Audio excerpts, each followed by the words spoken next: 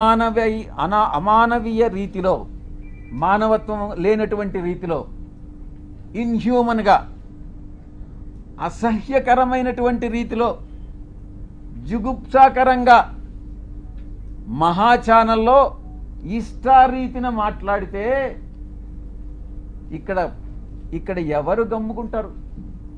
నీకేమైనా ఒడుగున కొమ్ములు వచ్చాయా?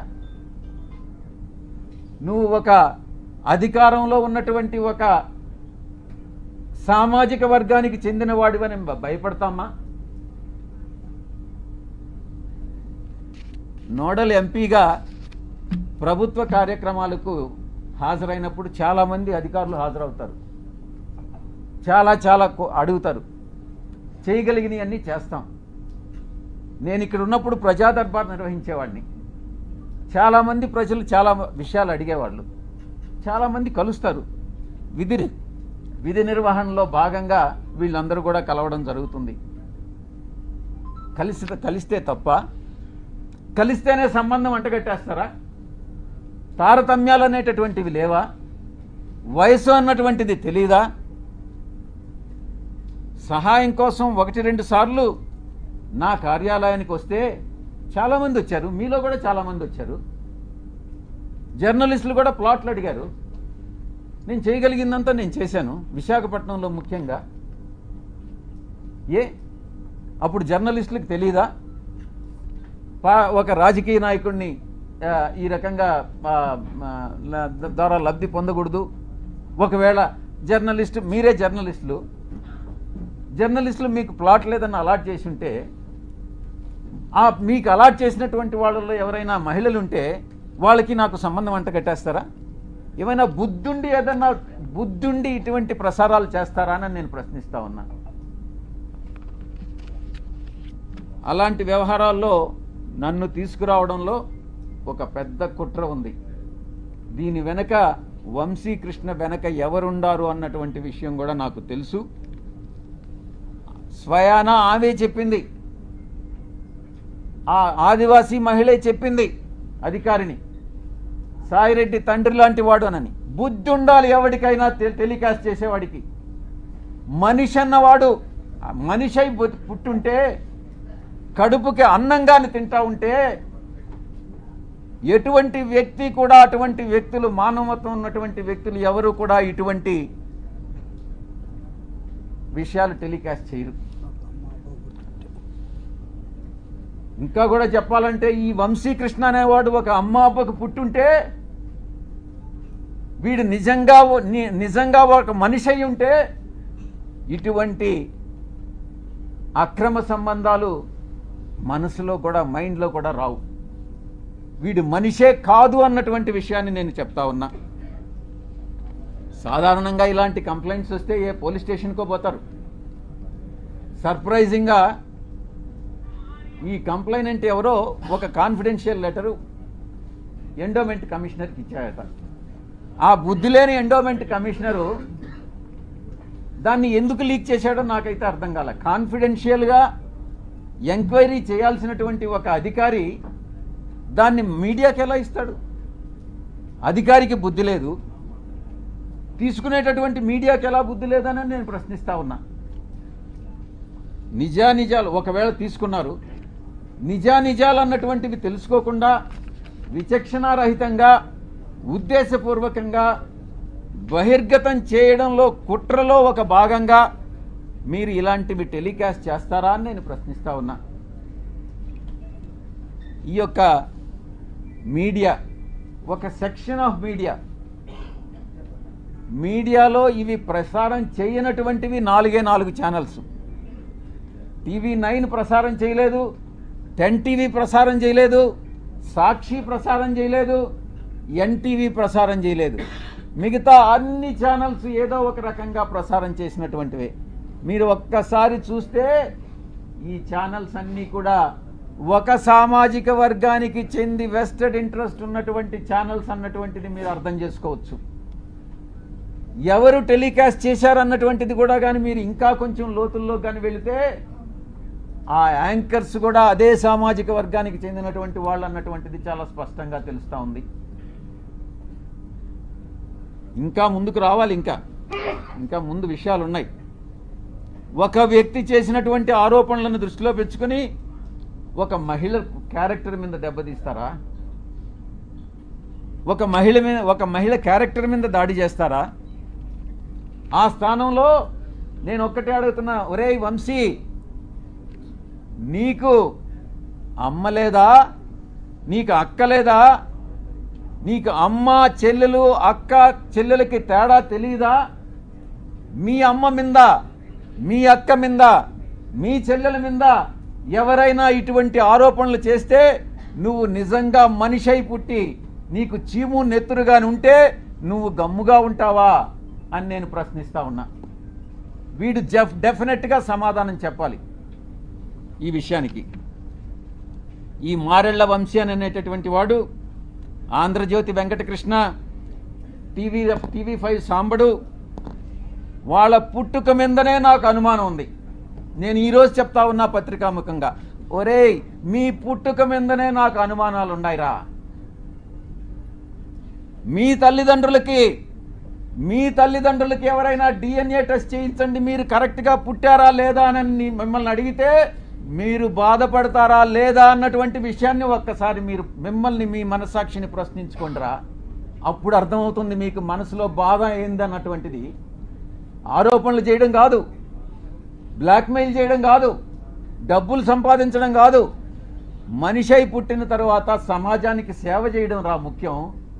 మీలాగా డబ్బు సంపాదించుకొని మీ యొక్క స్వలాభం కోసం మీరు ఆనందాన్ని పొందడం కాదురా.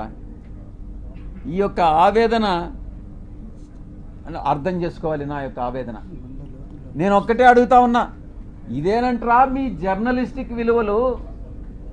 ఇదేనా మీ జర్నలిస్టిక్ విలువలు? ఇక వంశీ విషయానికి వస్తాం. వీడికి బ్లీచింగ్ పౌడర్కి, టాల్కమ్ పౌడర్కి, లేకుండా ఉంటే ఇంకొక కోకైన్కి తేడా తెలియదు. వీడిని అసలు సమాజంలోనే వీడి టాల్కమ్ పౌడర్ అంటారు వీడిని.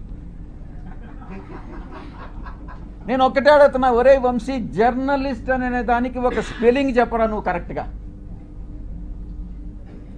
ఎక్కడో చదువు పేరు లేని వాడివి, చదువు లేని వాడివి, విజ్ఞానం లేని వాడివి, ఇంగిత జ్ఞానం లేనటువంటి వాడివి, మీడియాలో చొరబడి అందరినీ మోసం చేసి మిగతా వాళ్ళందరినీ కూడా ఏకంగా ఛానల్ యాజమాన్యంలోకి వచ్చి నువ్వు సాగిస్తున్నటువంటి అరాచకాలు ఏదైతే ఉన్నాయో, నువ్వు చేస్తున్నటువంటి బ్లాక్మెయిల్ ఏదైతే ఉందో, అది సభ్య సమాజం తల ఉంచుకునేలా మీ తల్లిదండ్రులకు తెలిస్తే, మీ అక్క చెల్లెళ్ళకి తెలిస్తే వాళ్ళు కూడా తల వంచుకుంటారు రా వంశీ.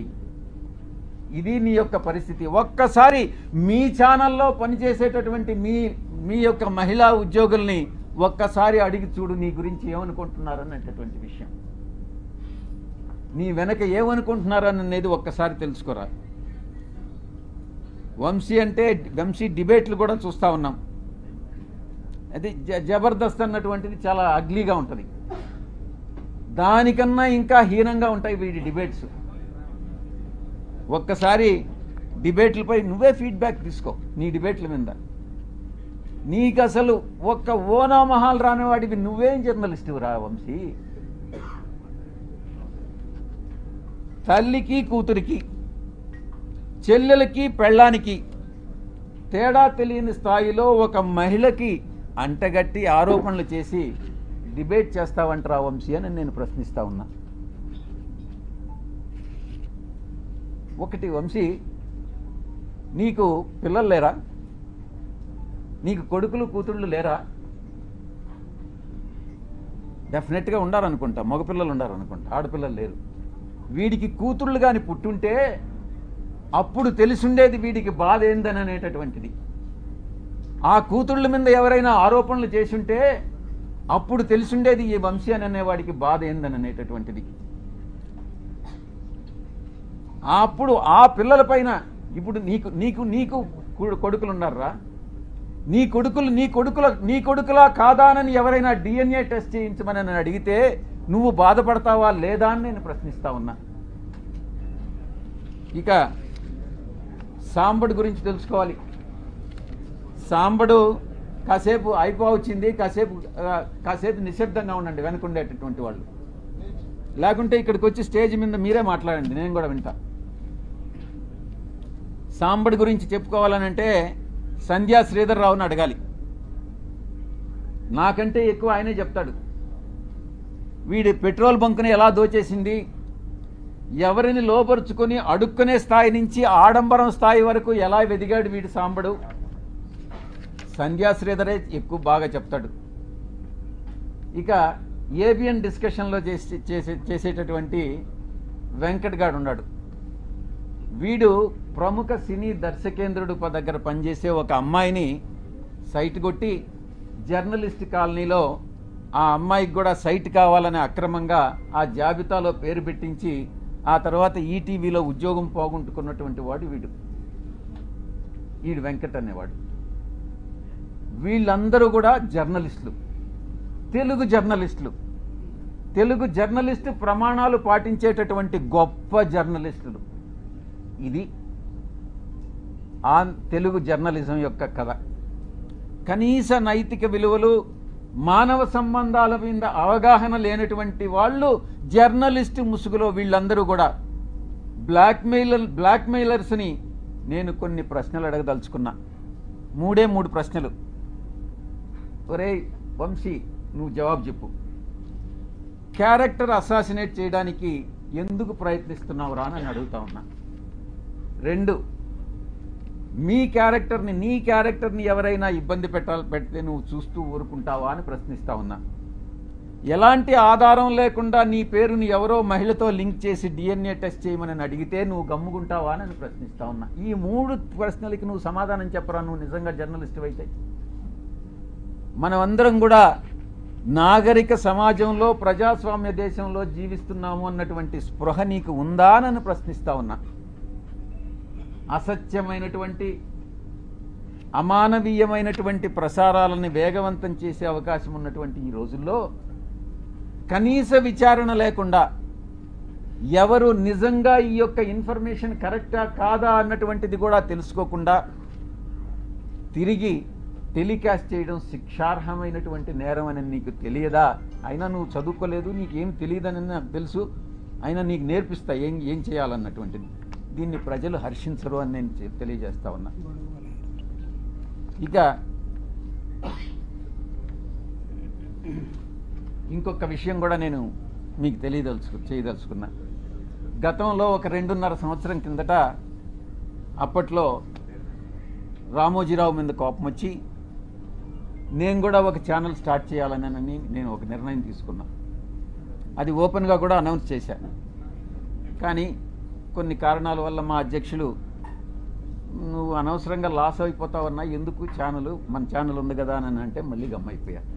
కానీ ఈరోజు నిర్ణయం తీసుకున్నా, అరే వీడు దేనికి పనికిరానటువంటి వాడు ఈ వంశీ అనేటటువంటి వంశీగాడు ఛానల్ స్టార్ట్ చేయంగా ఒక ఎంపీగా ఉండి సమాజంలో ఒక పలుకుబడి ఉండి ఒక మంచి సేవ చేయాలన్నటువంటి దృక్పథం ఉన్నటువంటి నేను ఛానల్ స్టార్ట్ చేయలేనా? ఇన్ని రోజులు నేను ఎందుకు కాలయాపన